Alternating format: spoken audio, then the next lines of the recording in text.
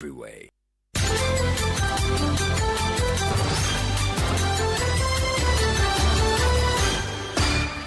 Hello, good afternoon, and welcome to the Midday News.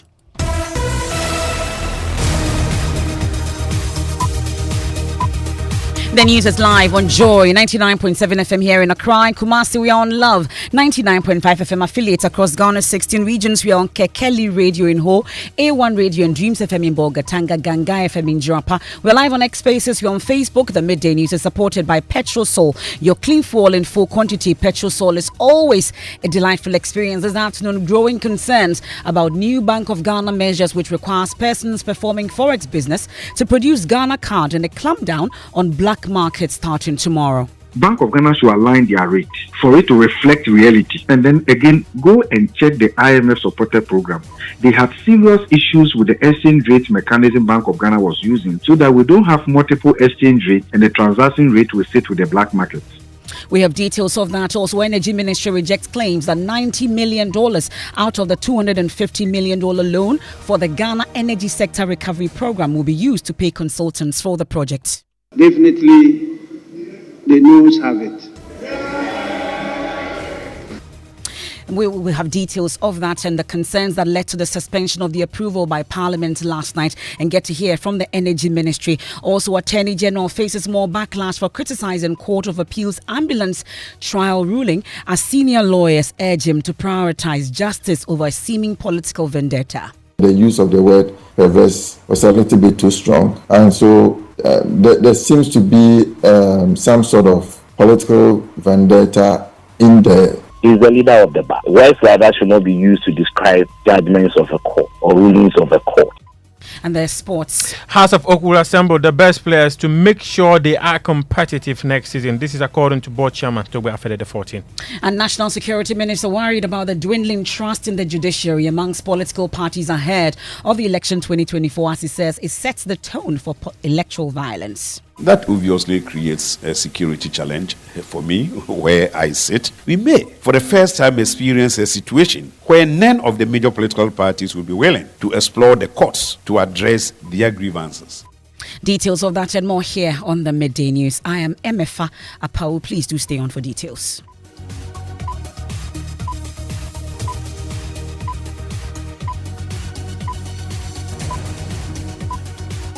Many thanks for choosing us. We are your home of independent, fearless and credible journalism.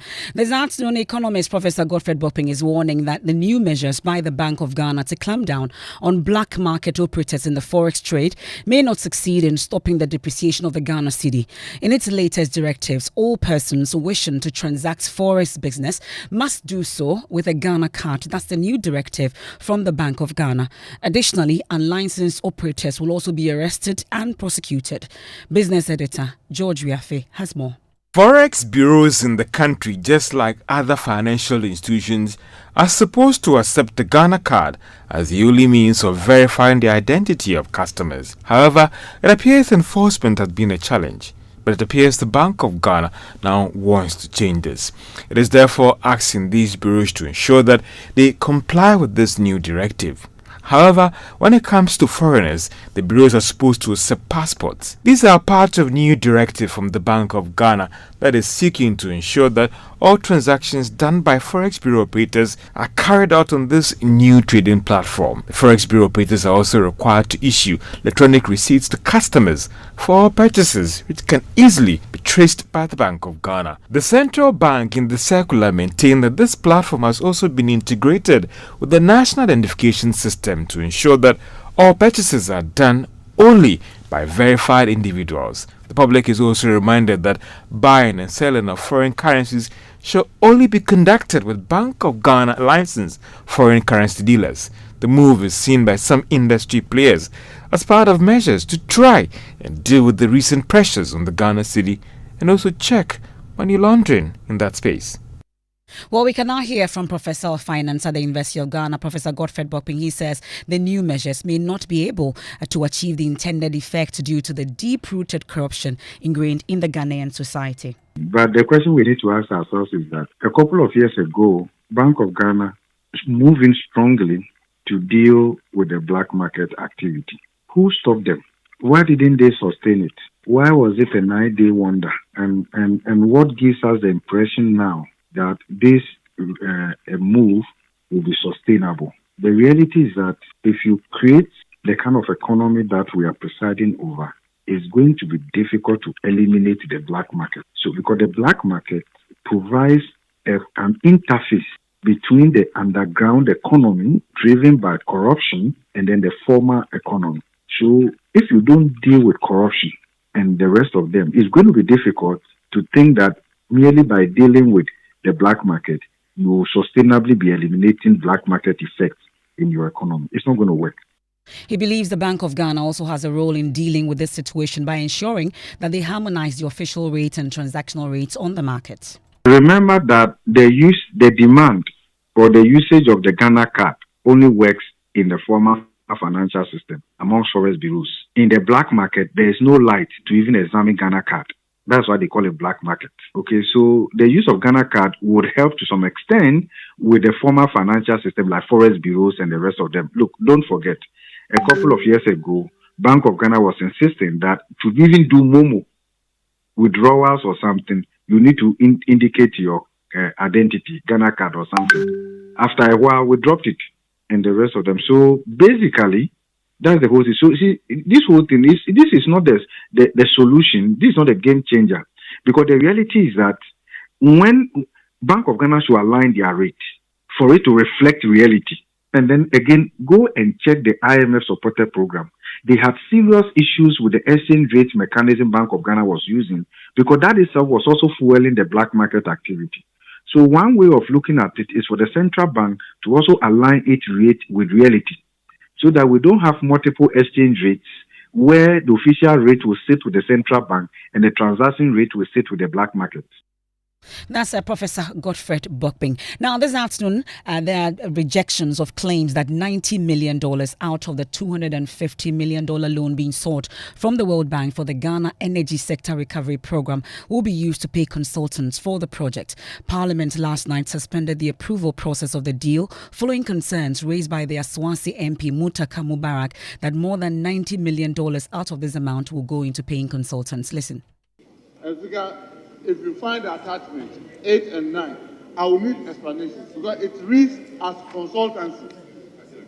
As a speaker, if I put the two together, it's giving us $94.8 million. The figure, you take 250 million, and then about 94.8 is going for consultancy. The speaker, they should explain this properly, because the speaker, I want to beg this out. Mr. Speaker, it is good that ECG be supported to carry out its core functions. Yes, it is true that we have a lot of challenges and we need to be able to improve it. But Mr. Speaker, if we have to take 250 and about 90 million of it should be consultancy, please, we need to reject this one. We don't need it, because it is going to impoverish us. Well, let's get some clarity on this issue. And Chairman of the Energy Committee in Parliament, Mr. William Orekwedu, joins us on the line with details of this. We are grateful for your time here on Midday News. So 250 million is what we are seeking. Out of this, we are paying 94 million to consultants. Really, what exactly is going on? Thank you, Emefa. And I do say good afternoon to all your listeners. Unfortunately, I have to tell the good people of this country that my senior colleague, Honorable Muntaka Mohammed, got it totally wrong. I don't believe he read the document before he stood up to make the assertions that he made. Honestly, I don't know where he got that from, because there's a document which was circulated to all members of Parliament, and it's very clear the 90 million was totally not for consultancy purposes. I can give you the breakdown if you give me time. Briefly, if you can do that. Mm-hmm. Very briefly. And this was indeed alluded to by the chairman of the Finance Committee, Honorable Patrick Boama, on the floor of Parliament. When Honorable Muntaka made the assertion, Honorable Patrick Boama stood up and he was recognized by the Speaker, and he made it absolutely clear what the 90 million was for. Basically, the 90 million was for the procurement and installation of smart prepaid meters along with this associated software, which was 62.5 million, that goes to ECG, and then 10 million of that 90 million goes to Netco, that's a Northern Electricity company. And then also, in addition to that, it was part of the 90 million was for the enhancement to meter management systems, and that was $5 million. And then you have the strengthening of a commercial information system, that's 10 million, and then finally other associated ICT systems for improving operational efficiency of ECG. That's 2.5 million. So this is what the 90 million comes to. And you know, this particular agreement is a novelty. It's a novel World Bank agreement. Before we get into the novelty of this particular agreement that you talk about, we always know that when it comes to programs like this, there's always a consultancy component. How much is going into consultancy? If you say it's not 90 million, how much exactly is going to be devoted to consultancy? That a certain amount, I don't have the figure right now. It will be earmarked for consultancy. But the good thing about it is, this program, only Ghanaian civil servants, not politicians, are going to be in charge of the coordination, the project coordination, and the project implementation, to be in the hands of only Ghanaian civil servants. And they will be responsible for any outside help that they need and the payment thereto. But that will be done in conjunction with the World Bank. But nobody is going to give X amount of money, the 90 million for. I mean, come on. World Bank money is not utilized like that. So I was really flabbergasted when Honorable Muntaka stood up to make that assertion. And indeed, I met him later on and explained to him, and then he said, but you should have explained it to us, which was very unfortunate. The harm had already been done. And based on that, I think it played a part in polluting the atmosphere in the house. That is why. And speaking of that pollution that you talk about, at least, and most people are taking it away that it's 94 million consultancy, but you are not able to actually tell us how much exactly will go into it. Then that pollution can be cured. The amount has actually been earmarked, but if you look at the 250 million that we are talking about, and the amount of money that has been allocated for the various programs under this agreement, there's nowhere that such a big amount has been earmarked for consultancy. When you look at the prepaid meters, the amount that is earmarked for it, I am sure if there is a need for any consultancy work, it will be part of the 62 million. Because if you're going to procure meters for 52 million, obviously there will be some sort of procurement costs and consultancy if there is a need, because the ECG people, they've been working on this and procuring meters for years, so they might not even need to bring in any consultancy. That is why this thing is being driven by the civil servants, like I said earlier. Okay. So there's nothing like 90 million for consultancy payment. That is absolutely not true. Well, the deal itself was rejected, suspended, whatever you'd want to describe it. What then happens going forward? Oh, the deal is now in abeyance, so to speak. Right Honorable Speaker had to travel yesterday, and none of his deputies were around. So we'll come back in September, and we hope to explain it better, give further and better particulars to members of Parliament. Then I'm sure, without a doubt, that they will see it right to pass it. I mean, this is a wonderful agreement. IDA money, every country in the world is after IDA money. We are lucky enough to have negotiated this novel agreement, and for it to be rejected by the Parliament is very regretful. Okay, we are grateful for your time. That's William Orekwedu. He's a chairman of the Energy Committee in Parliament. Now, the Attorney General's harsh criticism of the Court of Appeal decision in the controversial ambulance trial has sparked widespread reactions, with many urging him to adopt a more measured approach. Senior at the bar, Professor Kwejo Appiajetua, reacting, said instead of pursuing what appears to be a political vendetta, the Attorney General should focus on pursuing the case in the Supreme Court, as he has already stated. He spoke on PM Express. There have been a lot of situations or circumstances or some remarks and positions taken by the Attorney General, which seems to deviate from in some respects, ethical standards and professional standards, which therefore doesn't create the impression of he being, if you like, a neutral person, but in some way having overly involved himself in the case as a way for which therefore lends room for people to speculate or conclude that he seems to have a personal vendetta in the matter. So I think that looking at how these plea bargaining issues went about, looking at what the judge said in the High Court about advising him to recuse himself, and even this statement issued after the judgment was read today, I think that the use of the word perverse was a little bit too strong. And so there seems to be some sort of political vendetta in the whole scenario. But I think we should let the case go to the Supreme Court, and then at the end of the day, we see how everything will be decided. Well, the call for restraint has also been echoed by the Ghana Bar Association, saying it does not reflect a good image as the leader of the bar on the Attorney General. Here's spokesperson of the GBA, Xavier Kuje. The bar is that those words were inappropriate and unnecessary, because if a decision did not go in your favor, you could try to appeal against it, which he indicated. So those words were not necessary. Don't forget, he's the leader of the bar. Words like that should not be used to describe judgments of a court or rulings of a court. We all must believe in the system. Assuming this decision had gone in his favor, would he have used those words? I am sure no. Well, that's Xavier Kuje there, but Deputy Attorney General Alfred Yeboah disagrees with claims that his boss, Godfred Yeboah Dame, is persecuting political opponents and therefore is unsuitable to speak at this year's Ghana Bar Association conference. On PM Express, he insisted his boss is unhappy with fundamental flaws in the ruling and that they will soon head to the Supreme Court to challenge the ruling. If a decision is made and upon assessing the decision as prosecutors, we think that there's a need for a higher court. In this case, the Supreme Court will also have a look at it. I mean, that's how the law goes. It doesn't mean that we just matter take the Supreme Court by all means. It's because we say they agree with us. No. But we will make our legal arguments. The accused person will also make their legal arguments.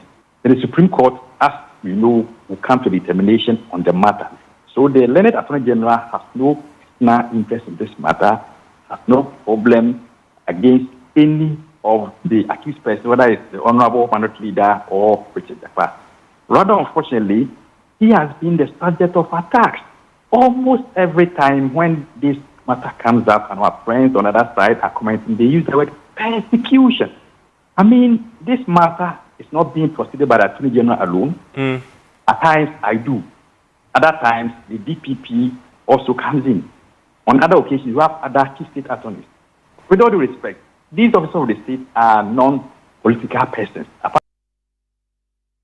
That's a Deputy Attorney General Alfred Yeboah, I beg your pardon. Now, the National Security Minister, Albert Kandapa, says he's worried about what he says is the dwindling trust in the judicial system among political parties. Addressing a forum on violence, extremism and peace ahead of election 2024, he said sentiment amongst most of the leading political players indicated depreciating trust in the court to discharge justice in case of an election dispute. He's therefore calling for a transparent electoral system which can be trusted by all political parties and the citizenry.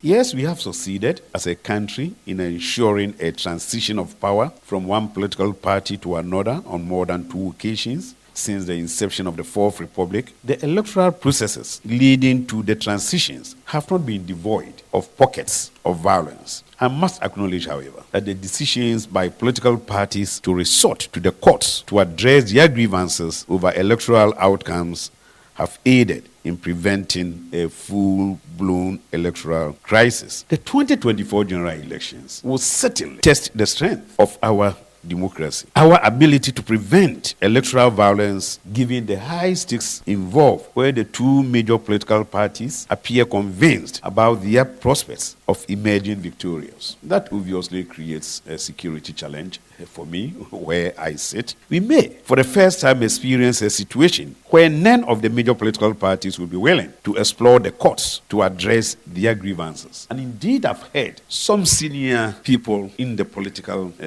space saying that they have lost faith in the court's ability to address their concerns when it comes to elections.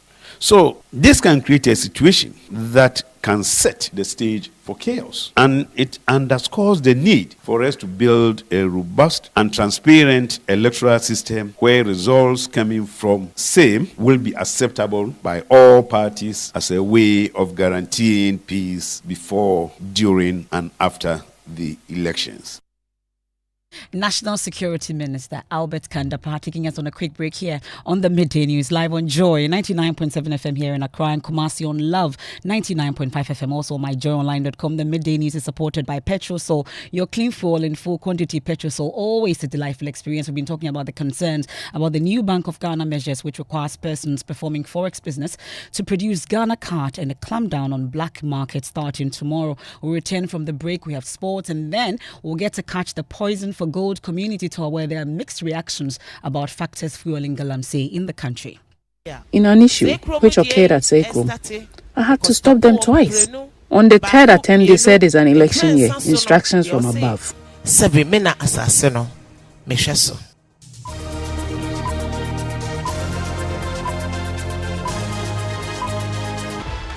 what the Olympics is all about. Get closer to split-second wins. Closer to history in the making. Closer to your champions. The greatest athletic achievements of all time. Get DSTV to get closer to the 2024 Paris Olympic Games from 26 July to 11 August with 9 dedicated channels for the best coverage of every medal and every podium moment. On Supersport on DSTV, your home of entertainment.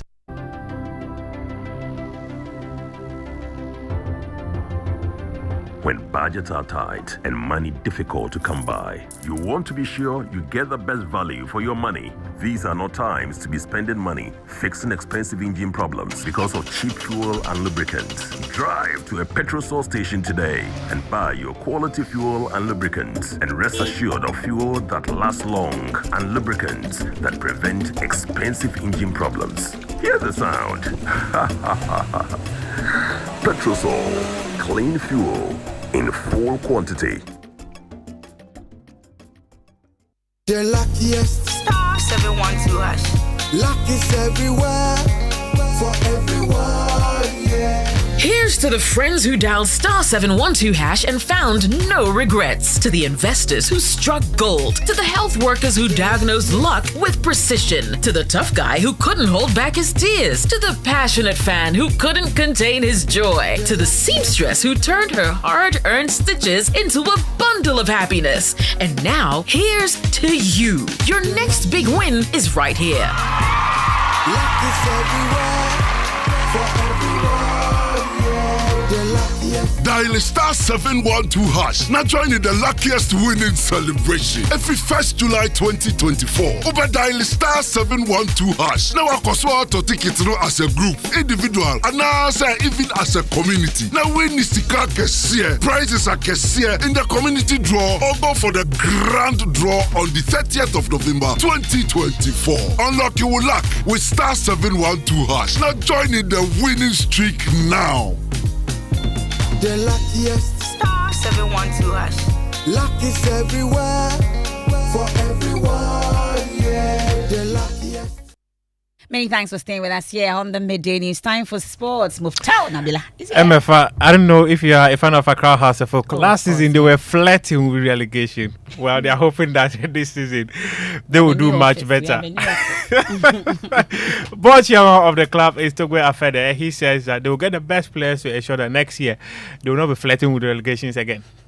We need solid group of players. We want to assure our fans that board is committed to assembling the best squad possible. It takes time because a lot of constraints are beyond your control. You may want a player who is not available, but as much as we can find those who are available, we will bring them into the family.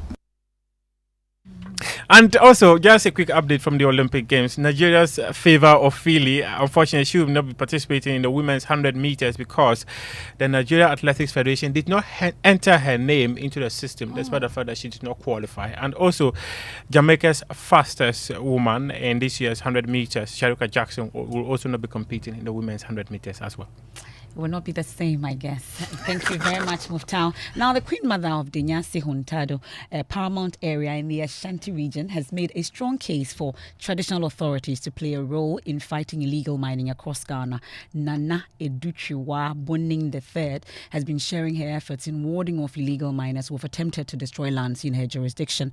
There's more in the second edition of the Poison for Gold Community Tour by Erastus Asaredonko. Dinyase Manhema Nana Aduchua Bonin III used her strong stance against illegal mining in the community to emphasize the role of traditional authorities in the fight against illegal mining. In an issue which occurred at Sekum, I had to stop them twice. On the third attempt, they said it's an election year. Instructions from above. If I give you land to work on, you have no right to lease the land to illegal miners. The second edition of the Poison for Gold Community Tour attracted mixed reactions. I'm sad after watching the documentary. We are here blaming the Chinese for galamsey, but if some of our leaders are not supporting them, can they do what they are doing?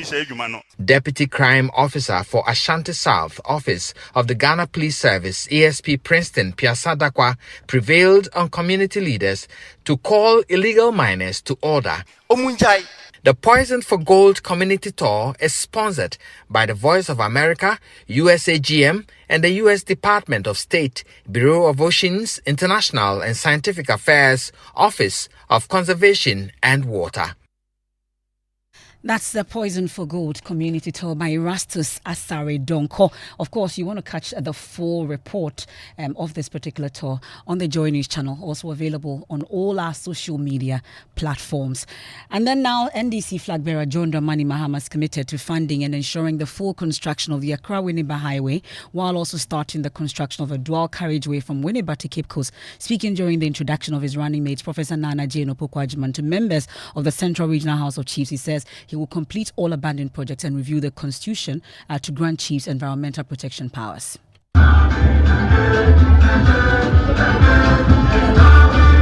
The introduction of Professor Nana Jane Opoku-Agyeman to the Central Regional House of Chiefs was the first official campaign activity after the NDC Grand Launch in Tamale. Speaking at the event, NDC flag bearer John Mahama praised her as someone who helped transform Ghana's education sector. Under her leadership of the Ministry of Education, we saw the construction of over 2,000 school projects across the country. This effort significantly reduced the schools under trees phenomenon.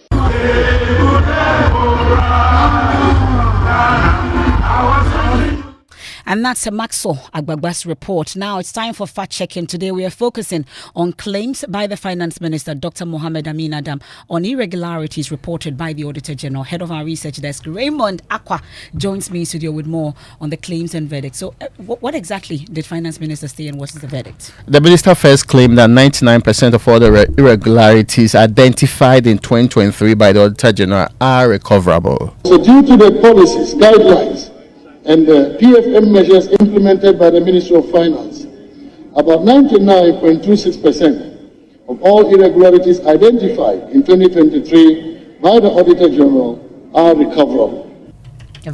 This is true. Page 4 of the report of the Auditor General actually backs this claim. Of course, it's talking about the period ending 31st December 2023. That out of the irregularities, 8.7 billion, the recoverable amount represents 99.24. The administration portion was irrecoverable, and that's mixed up of the procurement and other irregularities representing 0.676%. The minister also claimed that there has been a consistent reduction in the irregularities reported by the Auditor General since 2020. There has been a consistent reduction in irregularities reported by the Auditor General since 2020 amounts. Well, in a sum, it is true that the irregularities decreased from 2020 to 2022 and further decreased from 2022 to 2023, but it's not true that it decreased from 2020 to 2021. Okay, that's fact-checking with Raymond Akwa. Watch what you say, because they will be fact-checking the claims that you make. And then this afternoon, we know that some 5,000 Ghanaian construction workers are expected to gain direct jobs from government's Accelerated Road Construction Project, DAP, District Road Improvement Program. Listen to President Akufo-Addo at the program. In the Akufo-Addo Mahama Bawumia era, That's unforgivable. That's unforgivable. I hope you will allow me to withdraw that statement. The Akufo-Addo Bawumia era. We've witnessed exceptional improvements in our road network nationwide. We've successfully completed a total of 12,830 kilometers of roads. That's President Akufo-Addo there at the Black Star Square. Did I hear him say Akufo-Addo Mahama government? Okay, so he took it back. Yeah. Now no phone baza. MNJ, what's up? Well, yeah. So Emefa, the Attorney General, is so trending. Yeah, Godfrey Dam is still trending on Twitter. Yeah. On X, I should say. X. Yesterday, yesterday. Yeah. Yeah, people are just making meanings out of his comment. And then Blacko and Kiddy made magic. Where did you people take your energy? What's happening? Godfrey, the dumping affected your energy or what? Well, not really. But then Kiddy and Black Sheriff made magic. They have a new song out called Lomo Lomo. And people are talking about it. You know, it was like a collaboration that we didn't expect. Omar, so you were expecting it? I think I expected it because of the vibe between the two. So yes. So people are talking about. Well, Kiddy himself posted that Blacko's verse is pure poetry and Shakespeare they shake. Okay, let's get out of here. There's more when you log on to myjoyonline.com. Living Word with Pastor Mensa Otabil is up next. Gold episode 2 as we get ready for day 3 of Greater Works 2024. I am Emefa Apawu. Have a good afternoon. Life in which you get